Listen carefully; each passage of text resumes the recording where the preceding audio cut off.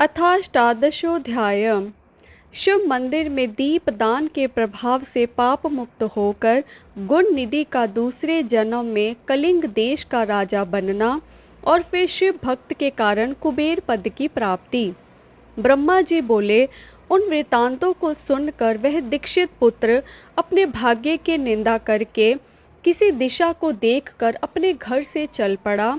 कुछ काल तक चलने के पश्चात वह यज्ञदत्त पुत्र दुष्ट गुण निधि थक जाने के कारण उत्साहहीन होकर वहीं रुक गया।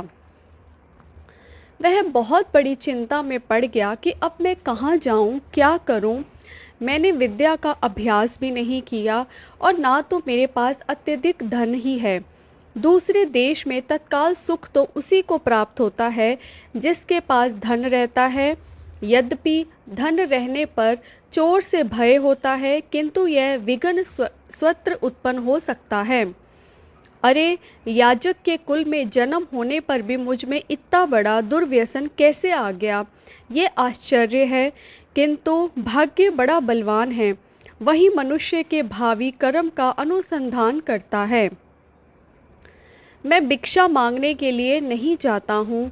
मेरा यहाँ कोई परिचित भी नहीं है और ना मेरे पास कुछ धन है।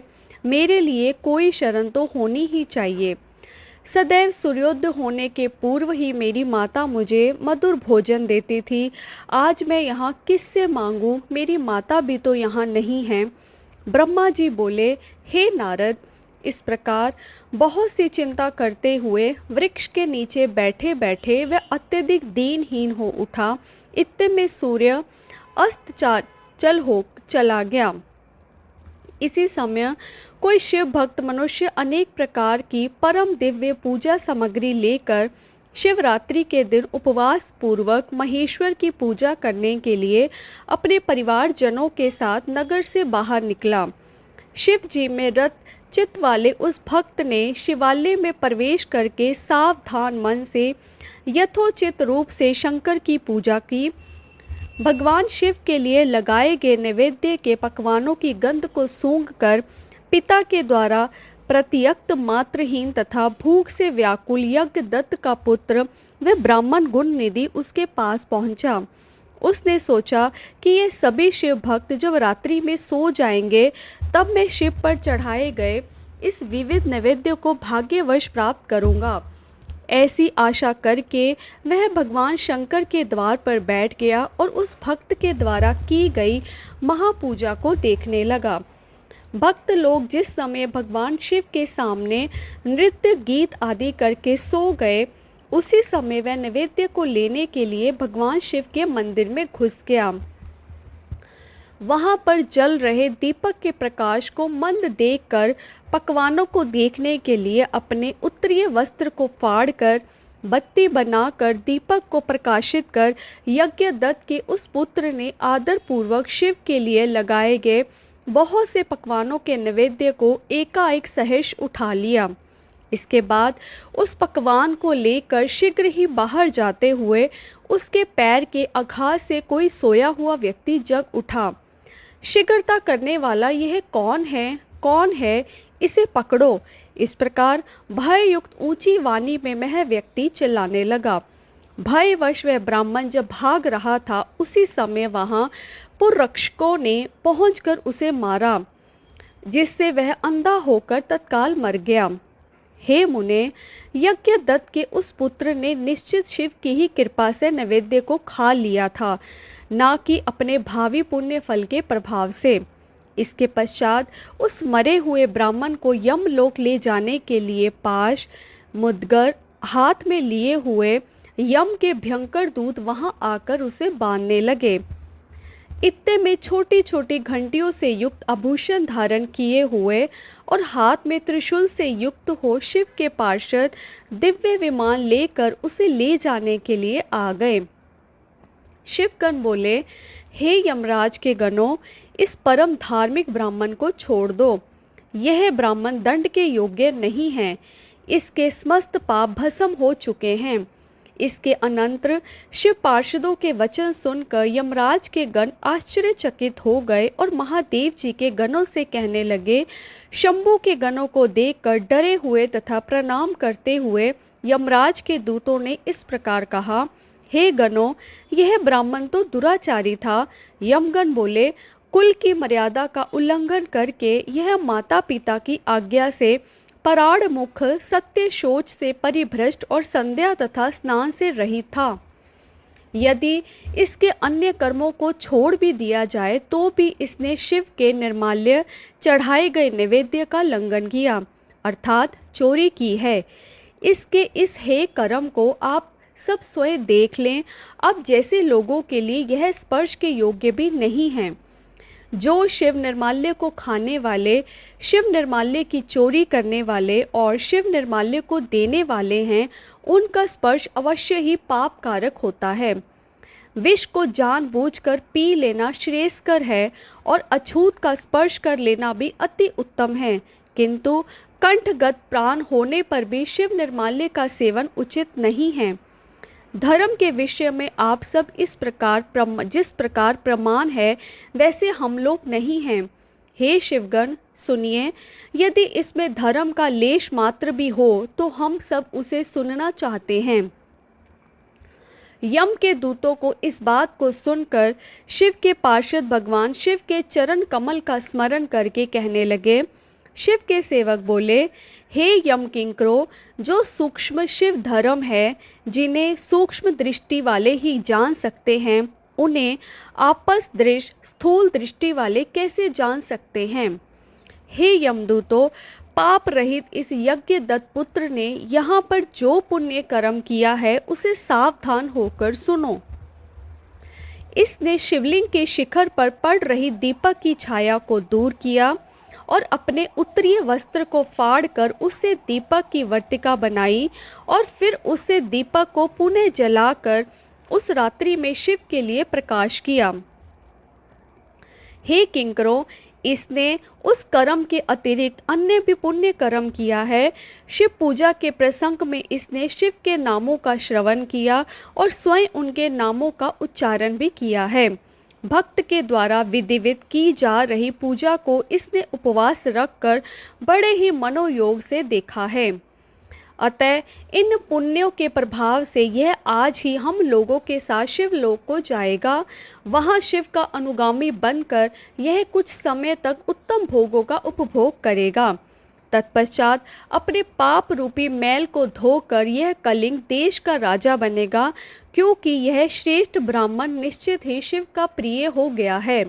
हे यमदूतों, अब इसके विषय में कुछ कहने की आवश्यकता नहीं है। तुम लोग जैसे आए हो वैसे ही अति प्रसन्न मन से अपने लोक को चले जाओ।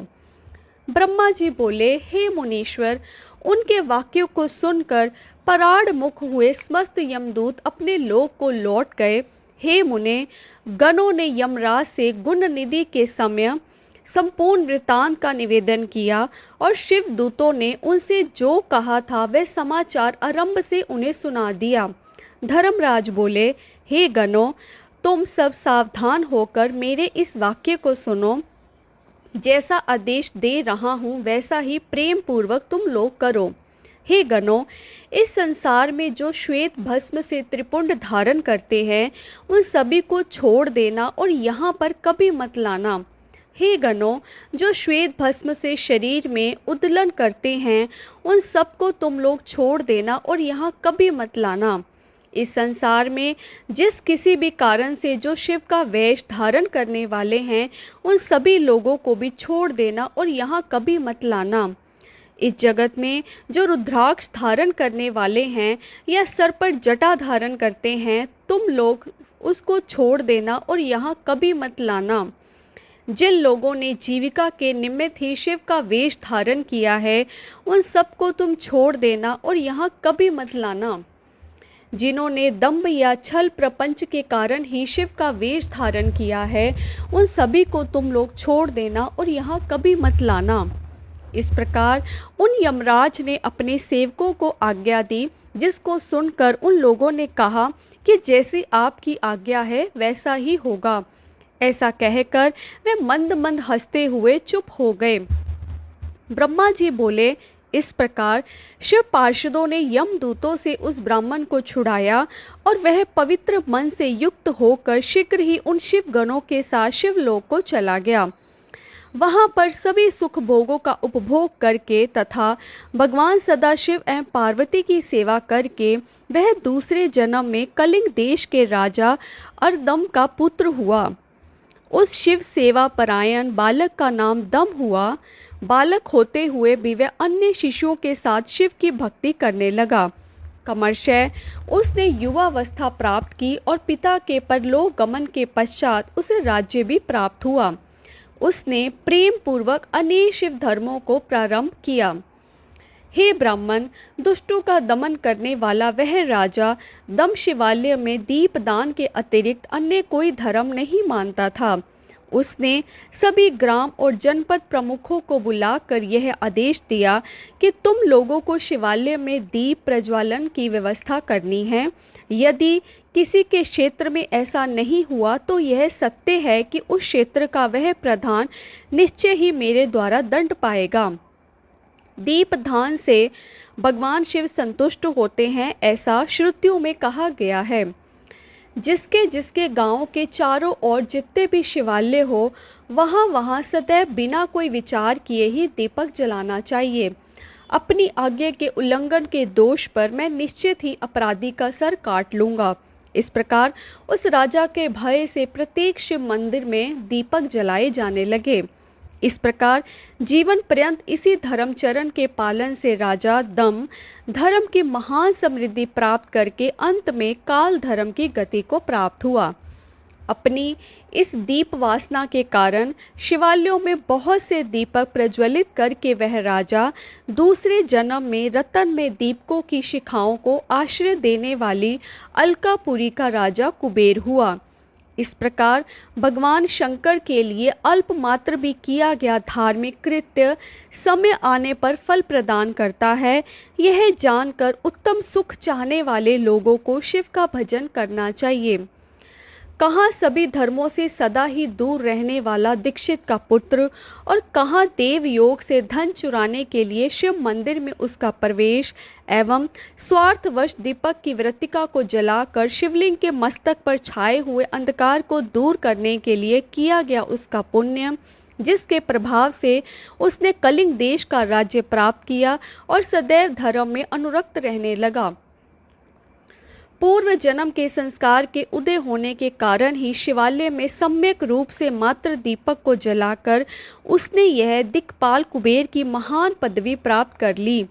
हे मुनीश्वर, देखिए, यह मनुष्य धर्मा इस समय इस लोक में रहकर इसका भोग कर रहा है।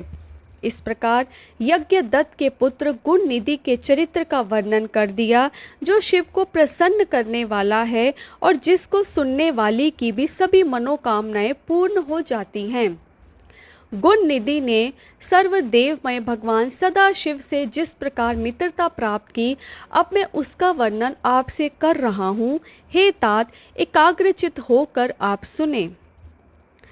इति श्री शिव महापुराणे द्वितीयायां रुद्र संहितायां प्रथम खंडे सृष्टुपाख्याने कैलास गमनोपाख्याने गुण निधि सद्गति वर्णनम नाम षटोदशोऽध्याय।